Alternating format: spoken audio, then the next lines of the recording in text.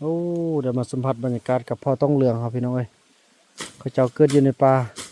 เอาชีวิตรอดอยู่ในป่าแบบนี้เลยเขาเจ้าเลือกสถานที่นอนจะสูงพี่น้องเอ้ยเนาะเจ้าบนสูงเลยพี่น้องเอ้ยบนสูงเพื่อเวลายามฝนตกเนาะอย่านำปลาไหลหลักเนาะหรือว่านำท่วมมาสิอันนี้เขาเจ้าอยู่สูงเลยพี่น้องเอ้ยเนาะมานี่เขาก็สังเกตได้ก่อนจะนอนเขาเจ้าซอกฟืนพี่น้องเอ้ยพอคุณนอน จิตไม่หันออกละพุ่นเลยนี่เนาะ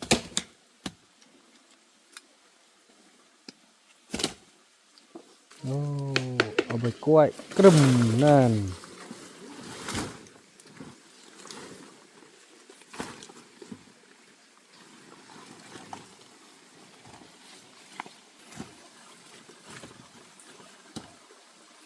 ก็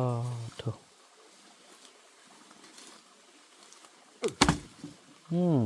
แล้วเนี่ยเอาไปส่งไปเออเอาไอ้เพื่อนนี่ชื่อไปน้องทำนี่แล้วจะพ่นขนาดนี้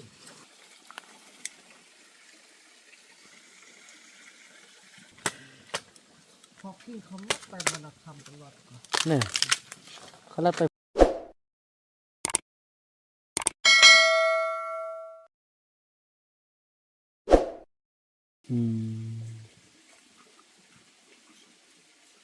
เขานี่เขากินข้าวอันนั้นบอกเขาเย็นก้อนก็ได้บอกสบายดีท่านผู้ชมเนาะต่อจากคลิปอีพีที่แล้วที่บาวบุญนำได้เดินทางร่วมกับพี่น้องชาวเผ่าต้องเหลืองมาหาอยู่หากินนำพี่น้องเผ่าต้องเหลืองวันนี้เราจะเบิ่งวิธีของเขาจะเอาชีวิตรอดอยู่ในป่าเนาะเฮ็ดจังไดนี่จุดไฟนี้จุดไฟนี้เขาอยู่หันจิโยฮันนอนนี้ช่องคนนอนนี้อันนี้นอนนี้เสียงอย่าง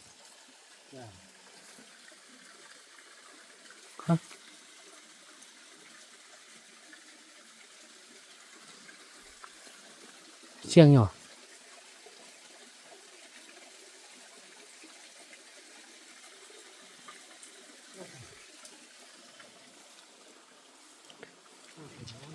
เปรย์ก่อนโอ้เขาเจ้าโบชิบทางเลยวะป่าสอกว่าวบทางมันชิได้ปะทางไหมอันนี้บริทางเหี่ยยึดภาพไปบึ้ง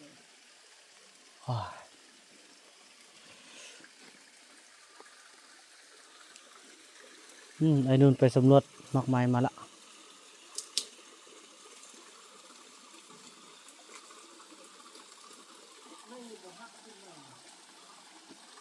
จากนี่เขาจะสังเกตเบิ่งไม้ได้พี่น้องว่าสินอนบอนได้โอ้ยแม่บ่หักบ่ยังหรอกมันแทง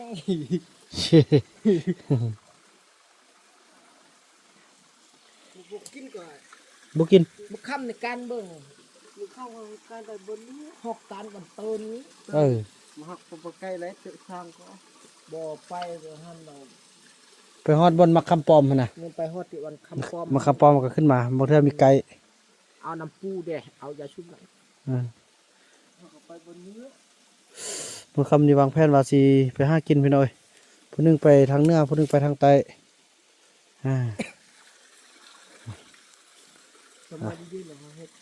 ได้สิได้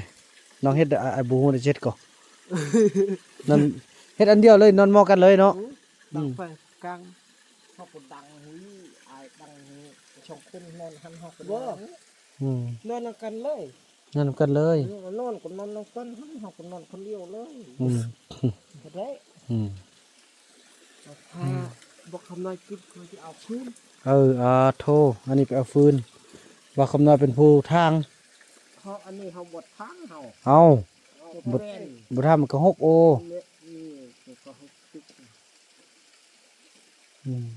ทางเอาคืนก่อนเอาคืนไหมผู้นึงเอาฟืนผู้นึงทางไปตรงไหนนี่อาบน้ำนี่น่าจะมันย้อนเลยหมดอาบน้ำเนาะลงหันให้ทางลงหันอาบน้ำอยู่ที่นั่นพี่น้องเลย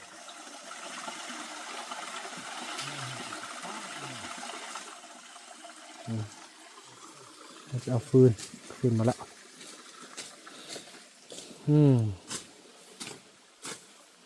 มีทางนี่นะ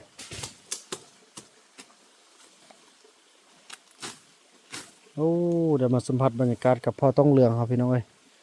เขาเจ้าเกิดอยู่ในป่าเอาชีวิตรอดอยู่ในป่าแบบนี้เลยเขาเจ้าเลือกสถานที่นอนจะสูงพี่น้องเอ้ยเนาะเจ้าบนสูงเลยพี่น้องเอ้ยมาบนสูงเพื่อ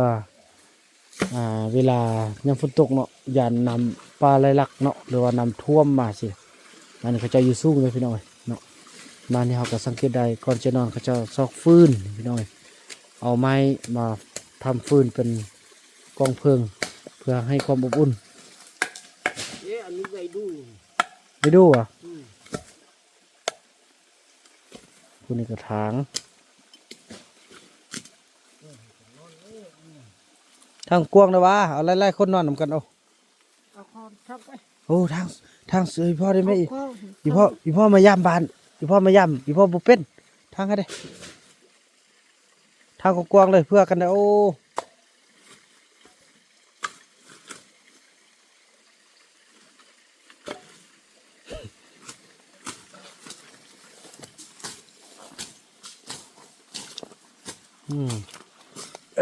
นอนแบบนี้เลยบอกอันนี้มันบ่นอนเก้าบ่นี่นะนี่เบียร์มักเหนียวนี่เบียร์มักคอนี่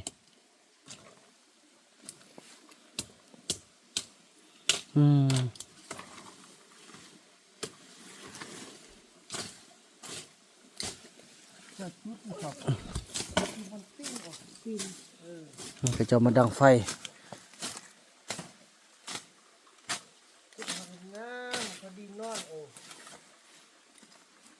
นี่พอดีนะหนึ่งยัดทุกลังเลยโอ้ยัดดังนี้ดังกองเล่นบ่อ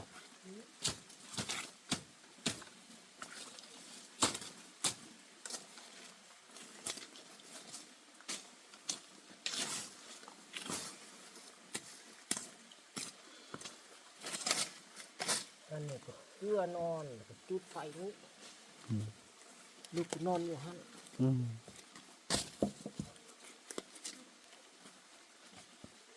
กันเอาตัวรอดของข้าเจ้าพี่หน่อยเนาะ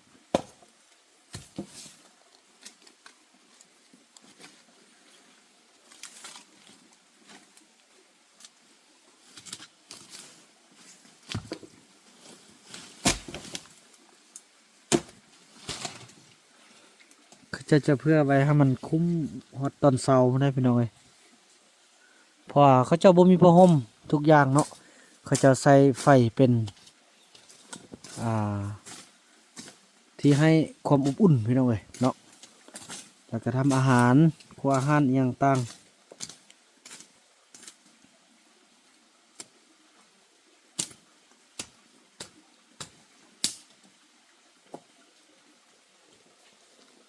แล้วหมดเนี่ย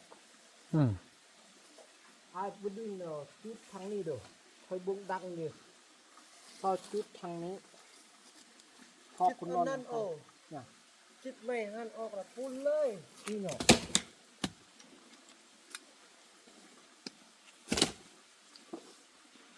พวกเจ้าสองคนเราอยู่หม้อไฟแล้วมีผ้าห่มละนะข้าวร้อนลูกข้อเนี่ยนอนบนเนื้อ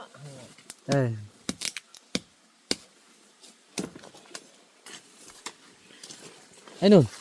ให้นอนบนท่านบ่เจ้านอนนี้แล้วพ่อนอนบนเนื้อพ่อนอนนี้อันนี้ก็เขาจุดลำกลางนี้เฮาก็นอนนี่แม่นบอกบ่นะจุดลุ่มนี่แล้วก็ล้างเข้าได้จุดลุ่มหม้อบ่ได้จุดหั่นก็ได้เนาะจุดทางนี้เขาจะต้องแบบจุดเทศกองไฟออมนะพี่น้อย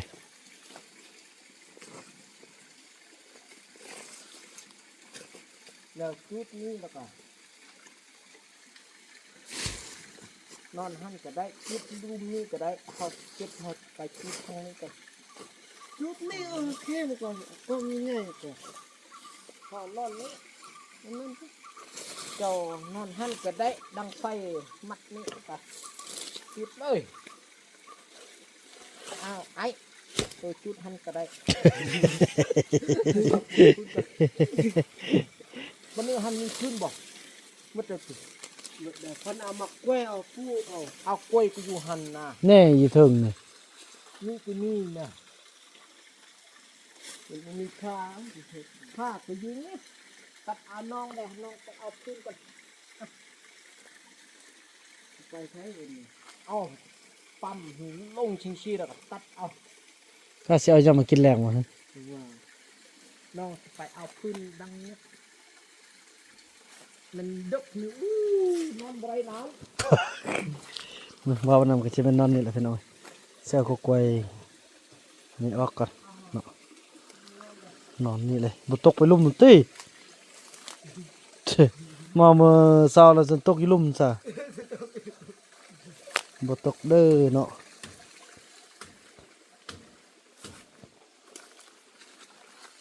โอ้เอาใบกล้วยกรึมนั่น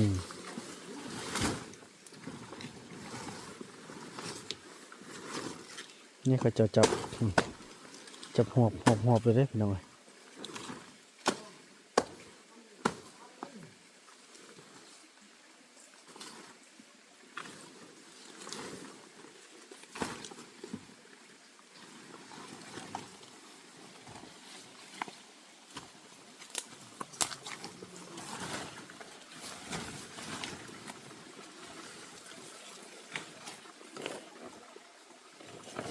เล่นกันเลยเหรอเนาะ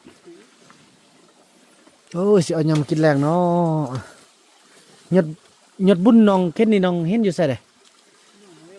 มีแต่หยดบุญเอามาเผาแล้วตำแจ่วเนาะ บอกพี่ขับหน่อยเนาะ อืม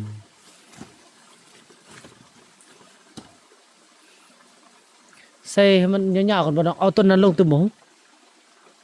สิบ่ฮกพุ่นน่ะ ไฟเอาหา ทุกไฟนี่นี่ก็พอบ่ได้ตาดีเป็นไงก็มาแล้วฟืน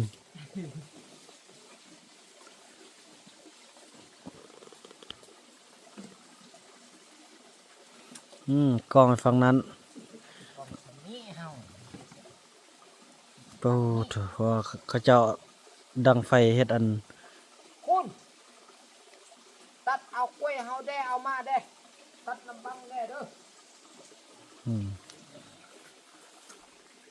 นี่พี่น้องเอ้ยมื้อนี้ตั้งแบบว่าบ่ช่วยเขาเจ้าอยากฮู้ว่าวิถีชีวิตของเขาเจ้าเฮ็ดแบบใดนะพี่น้องเอ้ยเนาะว่าเขาเจ้ามาเรียนรู้หลายอย่างพี่น้องเอ้ยจะอยู่บนสูงแล้วก็เกี่ยมสำคัญหลักแล้วมันเกี่ยมอบอุ่นเนาะสิ่งที่อบอุ่นทางกายของเขาเจ้าคือฟืนเพื่อมาทำเป็นกองไฟพี่น้องเอ้ย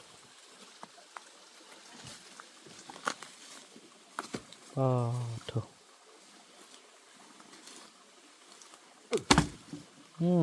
แล้วมันนี่นอนนี่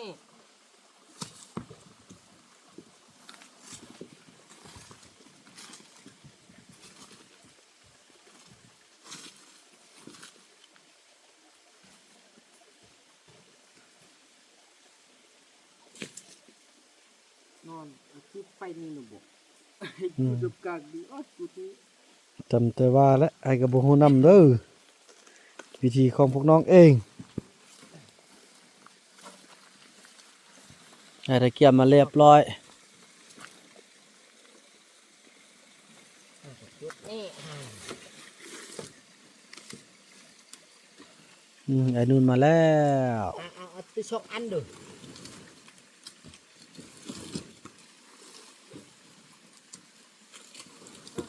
ติดอันกัน เอาแต่2 ใบโอ้แท้นี่น้องโอ้ไอ้คำนวณมักเอาแต่2 ใบเอาไปสองใบเออ เอ้าไอ้เยื่อนี่เยื่อไปน้องคนนี้ก็ได้ครับจะพ่นขนาดนี้ โอ้คำน้อยนอนแต่ซ่องบ้านหันซ้ำนั้นเรียบร้อยอันบ่โอ้พี่น้องเอ้ยได้ยินอยู่เขาเจ้าไทยบ้านไทยเมืองบอกว่าคำน้อยนี่ฝนตกมาในบางเดียวก็อยู่ได้พี่น้องเอ้ยพอดีแล้วอันบ่โอ้โอ้เป็นอันนั้นเนาะนี่เขาเจ้าก็จะเหยียบมันแตกเพื่อบ่ให้เจ็บหลังคือกันหมดเลยพันเยี่ยมาแล้วพันตลอดเอาไอ้ไปพัน จะได้มาเข้าเนาะ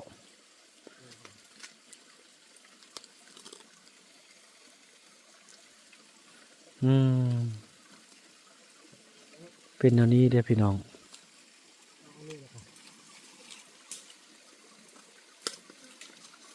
ดังไฟเตรียมบังเข้ามาเข้าใส่ไม้ไผ่หรือว่าไม้เหี้ยพี่น้องเอ้ย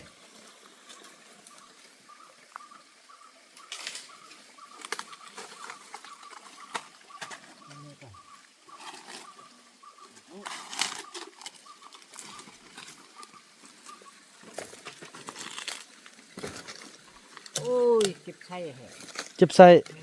เป็นอย่างเจ็บใส่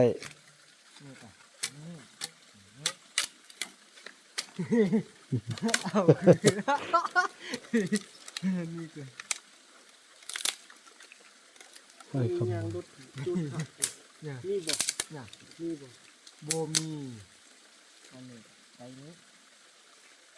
โอ้เกียมดังไฟนี่ก็เกียมดังไฟ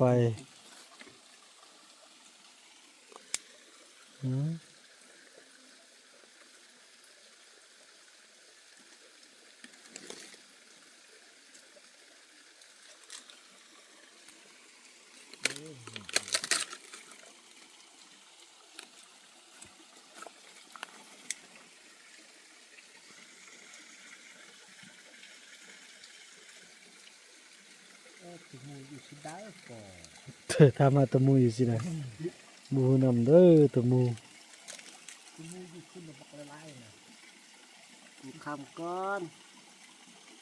กูคำนี่ไปเบิ่งอันคำเขาไปพูดเบิ่งไม่ให้มันเนื้อพุ่นออกไปมีมักให้สุกนี่ ทุกคนมีเห็นก่อนมันบ่มีนะเฮาเบิ่งบ่มีนะไม่ให้เขากินเบิดเลยอยากกินกกกล้วยอย่างนี้หาการไปบนเนื้อหั่นล่ะเฮาเบิ่งว่าบ่มีก็มันบ่มีนะเบิ่งล่ะบ่มีอีพ่อเก็บมาแล้วเขาเก็บกองไว้บ้านนี่ ทำน้อยเอ้ยอันนี้ลุกแล้วพี่น้องเอ้ย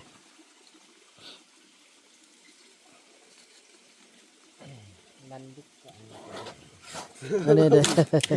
อันนั้นลุกแล้วอันนี้ก็บ่ลุกโอ้ดองไฟแน่นอนขนาดพี่น้องเอ้ยติดบัดเดียวเลยเขาเฮ็ดเธอติดแน่นอนเลยไอ้คำน้อยเฮานี่ให้นั่นกันเรียบร้อยติดเรียบร้อยโอ้ยามฝนนี่ดังยากได้ไฟเนาะ ดังไฟนี่ ยามนี้บ่ยากแต่ยามนี้ ว่านี่ก็บ่ยากหรอก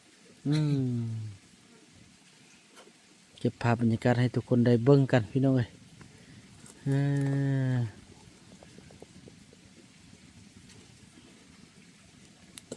อยู่กับธรรมศาสตร์อีหลีพี่น้องเนาะมาคำยำแรงกันละ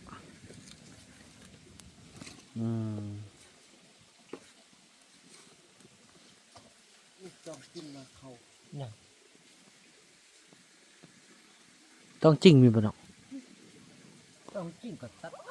อากินมาลองหินดีสมัยก่อนตัดลงทึงหันก่อน ถือว่าจบเนาะต่อไปก็มีแต่ว่าเกี่ยมเนี่ยก็เกี่ยมเรื่องลามเขาลามน้ำเนาะ น้ำกาแฟ นั่นกาแฟแดนบ่ คืนก็ค่อยกินน่ะวันนี้กินบ่ได้ นี่พอบ่มาเฮือเขาซุ่มประวัติบ่ไอ้กิ้งเขาว่าบ่มาเฮือว่ามีอื่นเขาสิมา โอ้เขามา เขามานั้นชิ้นก็ เขามาทางนั้นก็ ทางนี้อ๋อทั่วอันนั้นก็ออกไปจนถึงเก่าเลยทางนี้เขาบ่มาหรอก เขามาทางนี้ติ เขามาทางนี้ก็ออกไปทางนั้นพอกี้เขาไม่ไปมันทำตลอดก็ เนี่ยเขาลัดไปพุ่นบ่ กินห้องเศร้านี่น่ะเปียดมันผู้สร้างนะ อืม เดี๋ยวเฮายินก็ห้องอันสั่งนี่เขาห้องโอ้แม่นแหละสร้างอันนี้เฮาฟังเบิ่ง681 เบิ่นที่หมู่ จักน หมู่บ่ห้องนั่นนั่น บ่ฮอ ำเขาว่า81 ดังตั้งแท้กอ เอามามันดังมันเตอร์ทุกพี่บ่ เฮาขึ้นมาแล้วเฮาก็ฟัง อย่ามันสร้างเพราะมันกินคิ้วเด้คิ้วกุบขึ้นมาเด้ช่วงนั้นน่ะ คิดมาคิ้วเขาอันเห็นตุมูแล้วได้ยินโดด พวกเราอยู่ในป่านเฮ็ดแนวนี้เนาะวิถีชีวิตเนาะ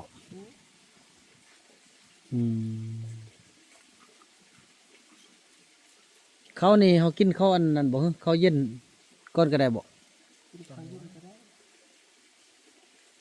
แล้วมื้อน่ะจึงกินข้าวนั่นเนาะ นี่เลยแช่ไว้แล้วก็ได้ตะเงินได้ตะปูแล้วก็ แน่นอนก็น่าได้กำน้อยนี่เออ อันนี้สิบ่ได้เด้ เนี่ย อันนี้สิบ่ได้เด้ บดได้ก็ตัดปี้หั่นกินแล้วก็แล้ว โอ้ยตลกไปเลยคำน้อยเนาะเออนั่นแหละพี่น้อยภาพบรรยากาศนี้บ่าวนำจะขออนุญาตจบคลิปกันเพียงสำนี้ก่อนอันนี้ก็คือว่าได้ฮู้ได้เห็นละเพราะว่าเขาเจ้านั่นอยู่ปู่อยู่ป่าเขาเจ้าก็เฮ็ดนั่นนี่เนาะโอ้ดีใจที่ได้มาสัมผัสพาทุกคนได้มาสัมผัสอากาศแล้วก็ภาพบรรยากาศอยู่ในป่าแบบวิถีชีวิตของเขาอีหลีพี่น้อยเนาะส่วนต่อไปนั้นจะมีหยังก็เกี่ยมติดตามเบิ่งนำกันเด้อพี่น้อยคลิปนี้บ่าวนำขออนุญาตจบคลิปกันสำนี้ก่อนแล้วก็ว่ากันใหม่ในคลิปต่อไปเนาะคลิปนี้บ่าวนำขออนุญาตกล่าวคำว่าสำบายดี